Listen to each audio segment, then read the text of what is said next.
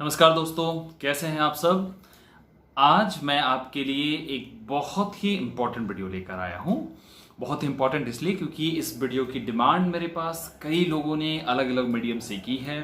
कुछ लोगों ने पर्सनली किया, कुछ लोगों ने मेरे बिल्कुल यूट्यूब कमेंट पर आकर किया कि डॉक्यूमेंट वेरिफिकेशन हो गया है और डॉक्यूमेंट वेरिफिकेशन के बाद क्या अब चांसेस है कि फाइनल कट ऑफ या फिर जो एक्सपेक्टेड कट ऑफ जो आपने बताया था, क्या उसमें कुछ बदलाव हो सकता है। तो चलिए आज इस पर बात करेंगे कि क्या एक्सपेक्टेड कट ऑफ में किसी भी प्रकार का क्या कोई बदलाव हो सकता है, क्योंकि डॉक्यूमेंट वेरिफिकेशन हो गया है और हमारे पास बहुत हद तक स्टैट्स क्लियर हो गए हैं। तो क्या कुछ ऐसा हो सकता है। तो चलिए इस पर आज चर्चा करते हैं खास तौर पर। तो सबसे पहली बात तो एक अनाउंसमेंट है जो आपको ऑलरेडी पता है, मैक्सिमम लोगों को जानकारी मिल गई होगी, बट फिर भी कि एसएससी इस बार आपको आपके रिजल्ट के लिए बहुत अधिक वेट नहीं करवा रही है जैसा कि कई बार करवाती है। एसएससी ने टेंटेटिव तौर पर बता दिया है कि 31 अक्टूबर को आपका रिजल्ट जो है डिक्लेयर हो जाएगा, यानी कि फाइनली पता चल जाएगा कि कौन कौन से कैंडिडेट सेलेक्टेड हुए हैं और कौन कौन से नहीं, और किन्हें कौन सा डिपार्टमेंट अलॉट हुआ है। तो बहुत अधिक दिन नहीं है, आप बिल्कुल एक्साइटेड हो सकते हैं इसके लिए। तो चलिए खास तौर पर जानते हैं कि क्या एसएससी अपने कट ऑफ को बढ़ा सकती है, या फिर जो मैंने बताया है क्या उस कट ऑफ में सचमुच कुछ बड़ा चेंज आ सकता है क्योंकि डॉक्यूमेंट वेरिफिकेशन हो गया है। तो देखिए सबसे पहली बात दोस्तों कि पहले कुछ सिनेरियो को जरा समझें। इस बार का जो डॉक्यूमेंट वेरिफिकेशन हुआ है अलग अलग डिफरेंट रीजन में, एनआर में, ईआर में, केकेआर में या वेस्टर्न रीजन में, जो अलग अलग और भी जो रीजन है, हर एक रीजन में एक खास बात रही। खास बात ये रही कि मैक्सिमम उस तरह के कैंडिडेट को डिस्क्वालीफाई किया गया है जिनके पास एग्जैक्ट जो डेट है, यानी कि जो एसएससी ने जो फाइनल डेट बताया था, जो कट ऑफ डेट बताया था, उस डेट के पहले अगर किसी का भी डॉक्यूमेंट या रिजल्ट कंप्लीट नहीं था, उस तरह के कैंडिडेट को अधिक डिस्क्वालीफाई किया गया। लेकिन कई ऐसे कैंडिडेट रहे जिनको प्रोविजनली सेलेक्टेड लिखा गया है। प्रोविजनली सेलेक्टेड, तो बहुत सारे लोगों ने मुझसे पूछा कि क्या प्रोविजनली सेलेक्टेड का क्या मतलब है, कि क्या एसएससी हमें सीरियसली नहीं लेगी, क्या हमें सिलेक्शन के लिए कंसिडर नहीं किया जाएगा। ऐसा बिल्कुल नहीं है। प्रोविजनली सेलेक्टेड भी बिल्कुल उसी तरह के कैंडिडेट की तरह होते हैं जो फाइनली, मतलब जो बिल्कुल क्लियर होते हैं, जिनको बिल्कुल सी लिखकर मिलता है, क्लियर लिखकर मिलता है, बिल्कुल प्रोविजनली भी ऑलमोस्ट वैसे ही होते हैं। बस उनका जो एक डॉक्यूमेंट होता है वो मैक्सिमम उनके कैटेगरी का जो डॉक्यूमेंट होता है, कि वो ईडब्ल्यूएस कैटेगरी या ओबीसी कैटेगरी में जब वो अपने डेट को एग्जैक्टली प्रूफ नहीं कर पाते हैं on the time of document verification, उन्हें मैक्सिमम प्रोविजनली सेलेक्टेड लिखकर उन्हें दे दिया जाता है। तो इसका मतलब ये होता है कि बाद में एसएससी आपके डॉक्यूमेंट वेरिफिकेशन के बाद आपके डॉक्यूमेंट को एक बार फिर से जांच करा सकती है या क्रॉस वेरीफाई करा सकती है कि क्या सच में इसका डॉक्यूमेंट सही है या नहीं, और या फिर on the time of joining in your department उस समय आपको एग्जैक्टली फिर से एक बार अपडेटेड जो है अपना जो कैटेगरी सर्टिफिकेट है वो देना पड़ सकता है। ये डिपेंडिंग अपॉन सिचुएशन होगा, एग्जैक्टली भी ऐसा होगा ये भी नहीं है, और कई बार आपको शायद कुछ भी ना करना पड़े और आपको नॉर्मली उसको फाइनल लिस्ट में आपको ले लिया जाएगा। तो बहुत सारे ऐसे कैंडिडेट हैं जिन्हें प्रोविजनली सर्टिफिकेट ये मिला है, और एक बड़ा डिस्क्वालिफिकेशन ईडब्ल्यूएस कैटेगरी में हुआ है। ईडब्ल्यूएस कैटेगरी में बहुत सारे ऐसे कैंडिडेट रहे जो कि जो टेंटेटिव डेट जो है, क्योंकि ईडब्ल्यूएस कैटेगरी में एक खास क्राइटेरिया जो शामिल है वो है कि आपको हर साल अपना सर्टिफिकेट बनवाना पड़ता है नया, इसमें अपडेट नहीं होता है, इसे हर बार न्यू बनाना पड़ता है। तो ईडब्ल्यूएस कैटेगरी में बहुत सारे कैंडिडेट इसलिए छट गए क्योंकि एसएससी ने कहा कि हो सकता है कि आप पिछले साल तक ईडब्ल्यूएस कैटेगरी में आते थे, क्योंकि ईडब्ल्यूएस कैटेगरी एक इकोनॉमिकल जोन है जहां पर एक इकोनॉमी की बात होती है कि आपके घर का जो ईयरली इनकम है वो इस लेवल पर होना चाहिए, और 2-3 क्राइटेरिया है। हो सकता है कि आप पिछले साल तक इस कैटेगरी में आते थे और इस साल आपने उसे क्रॉस कर लिया, तो इस बेसिस पर ईडब्ल्यूएस कैटेगरी में बहुत बड़ी संख्या में डिस्क्वालिफिकेशन हुआ है।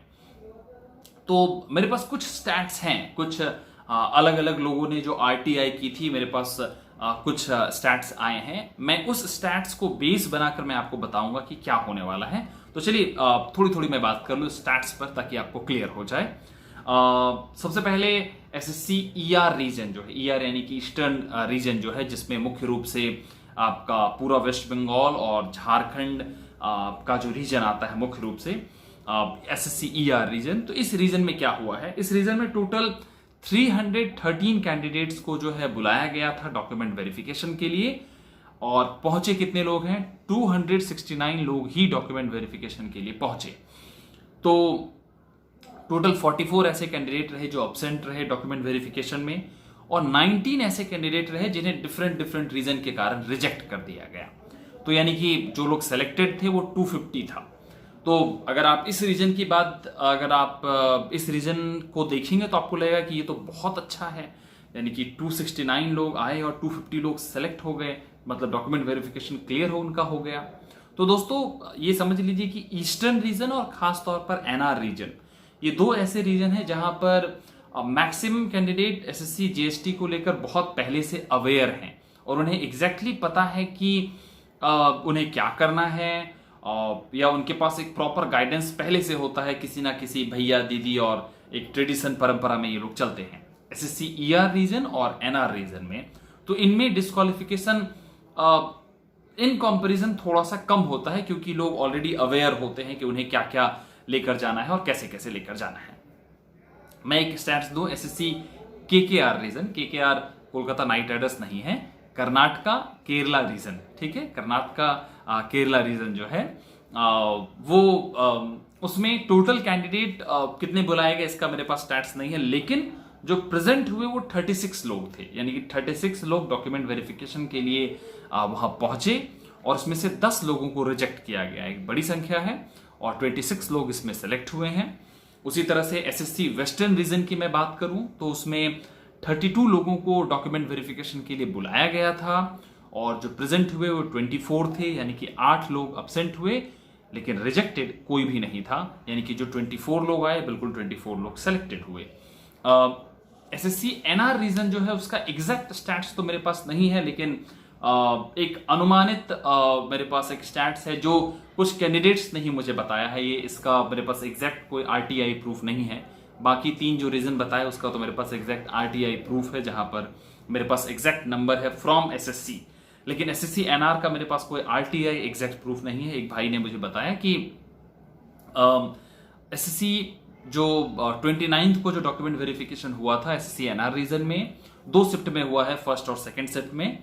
जैसा कि मैंने आपको कहा था कि मेरा भी एनआर रीजन में ही डॉक्यूमेंट वेरिफिकेशन होना था, और मैं भी इसके लिए इस बार डॉक्यूमेंट वेरिफिकेशन के लिए नहीं गया था, क्योंकि मैक्सिमम कैंडिडेट ने मुझसे कहा था कि आप ना जाएं, और मुझे भी लगा कि इस बार सीट्स बहुत कम हैं और आप लोगों के लिए ये बलिदान तो बनता है। तो हालांकि मैं ऑलरेडी, जैसा कि मैंने कहा, मैं 29 का हो गया हूँ और मेरे पास शायद एक अटेम्प्ट बचेगा, और या शायद वो ना भी बचे। मुझे भी इच्छा होती है कि मैं अपने होम टाउन अपना प्लेसमेंट लूँ, बट इट डिपेंड्स। खैर कोई बात नहीं।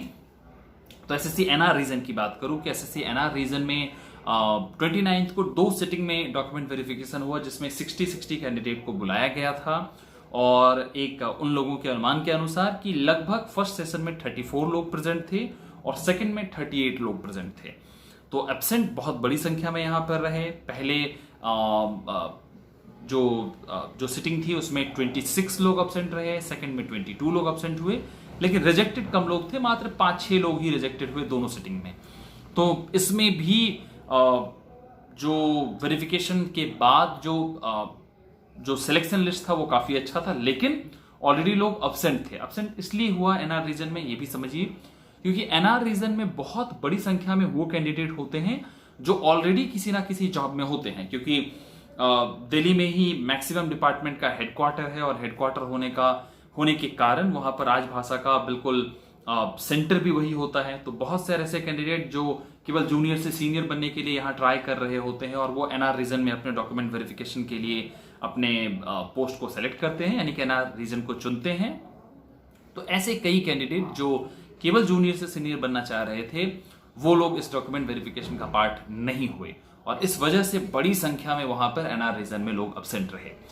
तो इन सारे स्टैट्स को देखते हुए मैं अब भी इस बात को स्वीकार कर रहा हूं, अब भी इस बात को मान कर रहा हूं कि जो मैंने रिवाइज्ड कट ऑफ बताया था आपको कि जो रिवाइज्ड कट ऑफ रहने वाला है वही अभी मेरा अनुमान है और उतना ही रहेगा, जैसा मैं मानकर चल रहा हूं मेरे कैलकुलेशन के बेसिस पर कि UR 277 to 282, OBC 265 to 270, SC 255 to 260, ST 252 to 257, OH यानी कि अदर हैंडीकैप जो है वो 215 टू 210, VH क्योंकि जैसा कि मैंने कहा था ऑलरेडी कि VH की सीट हट गई है तो उसमें कोई सीट नहीं होने वाली है।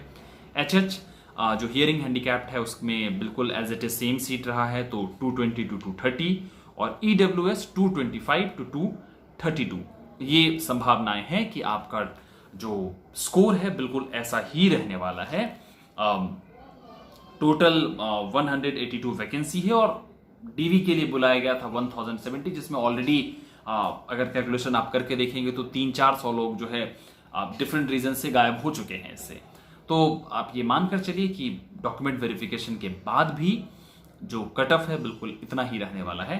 तो उम्मीद करता हूं कि आपको ये बात समझ में आई हो और मैं आपके सवालों का आंसर दे पाया हूं जो आप जानना चाह रहे थे। तो फिलहाल के लिए आपका बहुत बहुत शुक्रिया। और फिर भी जिसे रिवाइज कट ऑफ के बारे में थोड़ा सा डिटेल में जानकारी चाहिए तो मैंने इसके ऊपर ऑलरेडी वीडियो बनाया हुआ है, तो आप इस वीडियो को देख सकते हैं ताकि आपको प्रॉपर कट ऑफ क्या होने वाला है जो डिटेल जानकारी है मैंने पिछले 3 साल के कंपैरिजन के साथ मैंने उसमें बताया है। तो क्यों मैंने ये कट ऑफ डिसाइड किया है और क्यों मैं ये बता रहा हूं उसमें आपको उसका पूरा डिटेल जानकारी आपको मिल जाएगी, तो प्लीज आप उसे देख सकते हैं।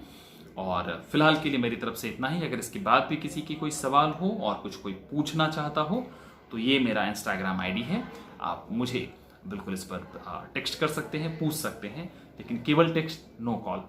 फिलहाल के लिए आपका बहुत बहुत शुक्रिया, बहुत बहुत धन्यवाद। अपना स्नेह बनाए रखें और अपना साथ बनाए रखें। Thank you so much. Good luck.